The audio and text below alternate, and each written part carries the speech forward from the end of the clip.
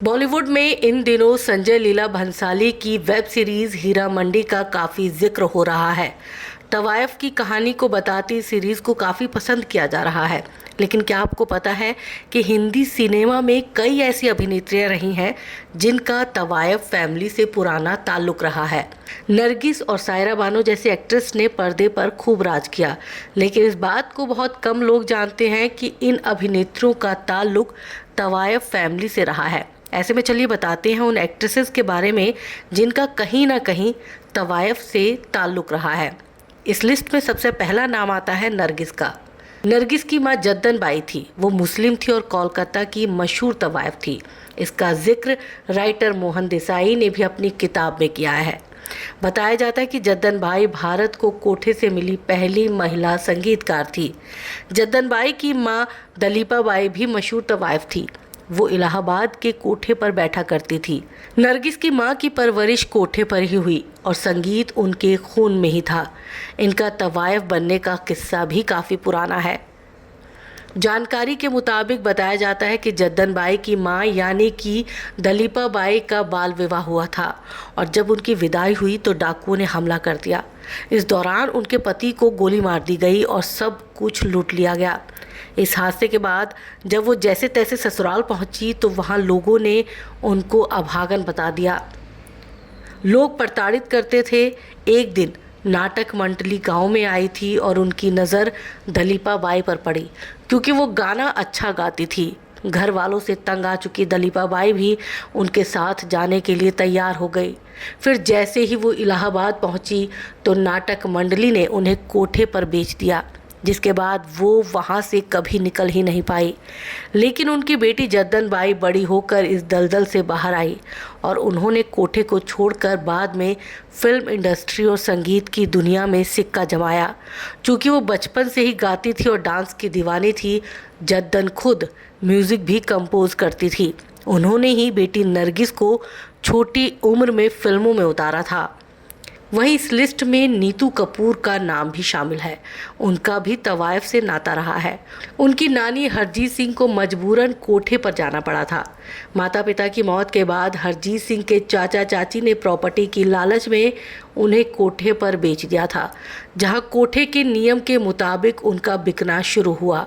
इस संघर्ष के बीच उनकी बेटी राजी सिंह का जन्म हुआ, जो कि नीतू सिंह की माँ थी।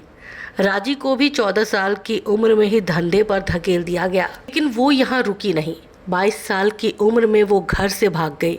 इस बीच राजी की मुलाकात दर्शन सिंह नाम के एक लड़के से हुई, जिससे उन्होंने शादी कर ली और बेटी हरनीत सिंह को जन्म दिया।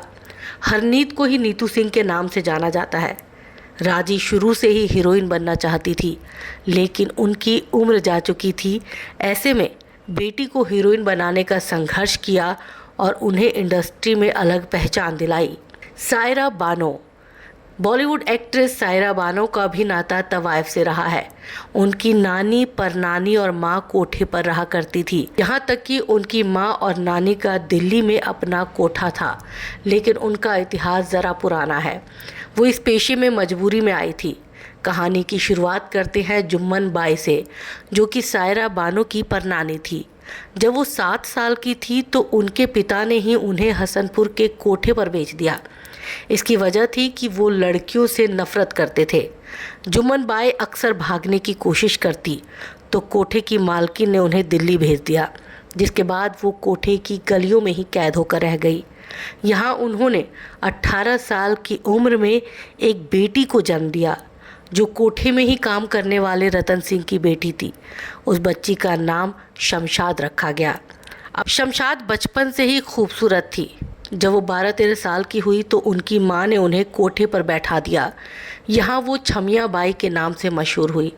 उनकी खूबसूरती के दीवाने दूर दूर के नवाब और अंग्रेज़ अफसर थे। यहाँ तक कि एक बार तो छमिया बाई के लिए अब्दुल वाहिद रहमान, जो कि हसनपुर के रईस थे, की बहस अंग्रेजी अफसर से हो गई। उन्होंने कहा था कि छमिया बाई उनके अलावा किसी के सामने नहीं नाचेगी।